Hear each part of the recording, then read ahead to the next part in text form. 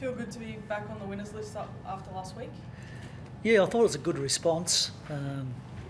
Thought the way we started the game was really good. The ball lived in our front half and we sort of kicked inaccurately, but it was the start we were looking for because St Kilda traditionally are a good starting team, and it was one of the focuses we had coming into the game. So I was really pleased with our start. I was pleased that we were able to win every quarter on the scoreboard, which we haven't been able to do all year. I thought it was our most consistent effort across 4 quarters for the whole season.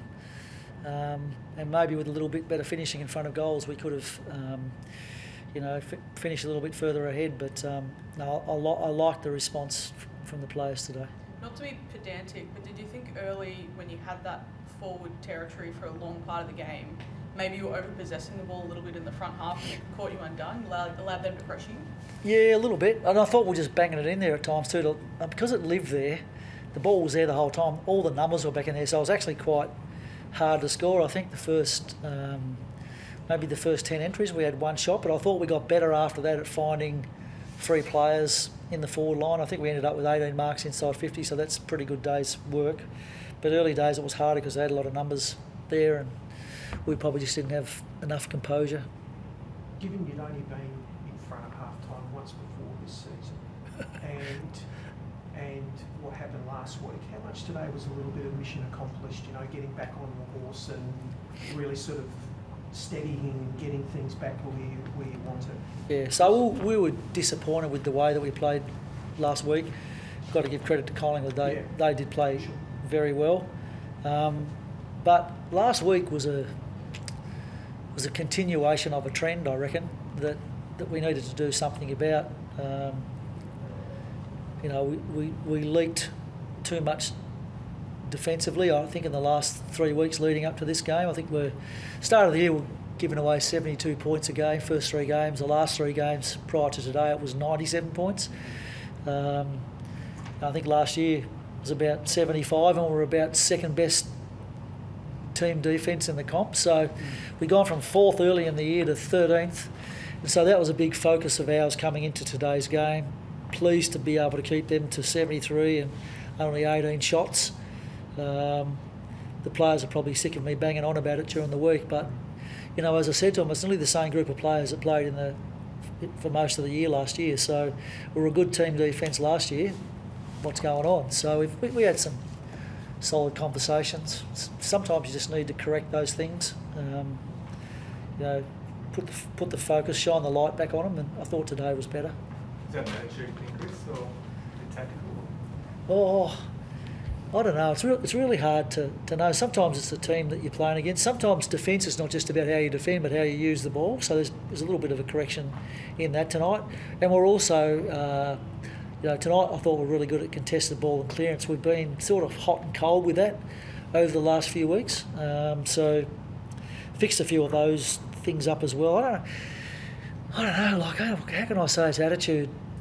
It might have looked like that last week, but the group of players you saw last week, to be honest, were pretty tired and worn out from a 5-day turnaround, and we played. It's a pretty good game against the Dogs, and it was played in 34 degrees heat. And I just don't think we recovered enough to play with the necessary energy that you need to beat Collingwood. And I don't know that we could have beaten them, but I know we could play better than what we did last week. So. But prior to that, I reckon the previous 2 weeks we'd let too many shots through, and that was the focus. But I can't honestly say it's attitude. I don't know. There could be lots of things. Hugh McCluggage had to contend with Marcus Windhager. Are you pleased with how he worked through that and then got dangerous himself? Maybe didn't have the numbers that he normally does, but got really damaging? Yeah, well, it's not surprising that Hughie's getting tagged. He's such a good user of the ball, but you still look today like he's had 21 and you go, that's just an average sort of a day. Then you look across into the score involvements and the score assists, and he's had 9 score involvements and 3 score assists. So it's what you call a quality game. So that's a really good effort when you're being tagged. You spoke pre-game, I think, Chris, about Charlie Cameron and just wanting his focus to be perhaps on pressure and tackling. Obviously, he hasn't kicked any goals again this week. Does that really matter, or is he doing other things that... Yeah, I know there's a bit of a focus on Charlie. I look at him tonight. He's had 9 score involvements, 1 score assist, kicked 4 points. So the only thing that was missing tonight was probably a bit of accuracy. And I I was hopeful that he might kick a few of those ones in the last quarter and just finish the game with a bit of confidence. But I think he can get some confidence out of that in the weeks going ahead, just that he was involved so much in the forward line. So I know there's some good games coming, so I'm not too worried. How's Kai Lohmann? Well, he got a stinger on his shoulder and just couldn't quite get it going. So we had Jimmy Tunstall sitting there, and we thought we'd get him back out there. He can't take a trick at the moment, Kai. He sort of got injured in the first game and then came back against Geelong and rolled his ankle again. And tonight he's got a whack on the shoulder. But hopefully it's just going to be one of those things that takes 3 or 4 days to settle, and he'll be okay. Is he the kind of person that can deal with these constant interruptions to his season? Obviously, it's not easy as a young player coming off a really good grand final to then have to deal with this through the start of the season. I don't know, because he's never had to do it before, so I guess I'll find out. But I know he's really keen to play today, and disappointed that he got a bit of a knock on the shoulder. But as I said, hopefully he'll be right next week. And we enjoy having him in the team. His energy's great. Did some handy things tonight. So it's all a learning for him. He's only a young fella.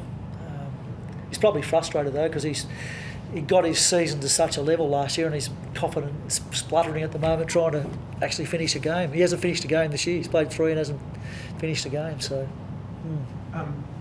Lockie Neal, 30 plus, 3 goals. Dane Zorko off half back. Just how the importance of your leaders in getting things a bit more back on track today, Chris? Yeah, they were terrific, weren't they? Those two, their ball use, their competitiveness. And even I thought they were really good when Saints sort of got a little bit of a run on there just after half time. They helped settle the team and got us back on track. I liked that they were able to do that. So I think all the leaders made a good contribution today, but those two in particular are very good. And just in terms of the Saints getting a bit of a run, the importance of Sam Day's goal, just late in the quarter, just to... Oh, it helped, didn't it? Because I think we'd had 3 or 4 shots and kept kicking points, and some of those shots were really gettable shots. So, it was good for him. It'll give him a bit of confidence.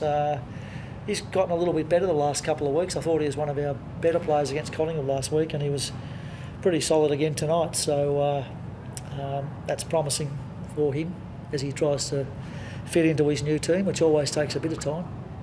You touched on it there. It obviously didn't hurt you today, but just with a couple of missed shots, especially early on in the game, there were quite a few missed chances. That's something you kind of look to rectify, because it obviously could hurt you in a closer game. Oh yeah, we're always working on our goal kicking. It's actually been pretty good this year, to be fair. It wasn't last week, but prior to that, we'd kicked reasonably accurately. Tonight, there were 2, kicked 16 points, probably, how many you reckon? Half a dozen that should have been kicked? Yeah. So we'll keep working on that. But you're right, in the big games against the really good teams, little things like that matter a lot. Obviously, when you're down the bench coaching, when these teams get their run-ons, do you feel like you're able to rely mostly on those senior players out in the field rather than doing a lot of the stuff yourself down the bench? Or? Yeah, well, I just have a chat to them when they come off and talk about what's happening in the game, and they're pretty smart, intelligent players, so when they go back out, they are able to influence the rest of the team. I thought we actually, there was a lot of momentum going St Kilda's way, and the crowd were involved as well, but I thought we just turned that around pretty well. It was on the back of the work some of those leaders did, just got their hands on the footy, and ended up winning the quarter. So. Is that maybe something that's grown from this time last year? Obviously, speaking of him, like you said, that you sort of used the poor start last year as a bit of like a learning mechanism for this season. Have you been able to maybe rely on the players out there more than this time last year? Yeah, I think so. I mean, we're an experienced group, and when you get to a grand final and you win it, I think there's a little bit of confidence that comes from that.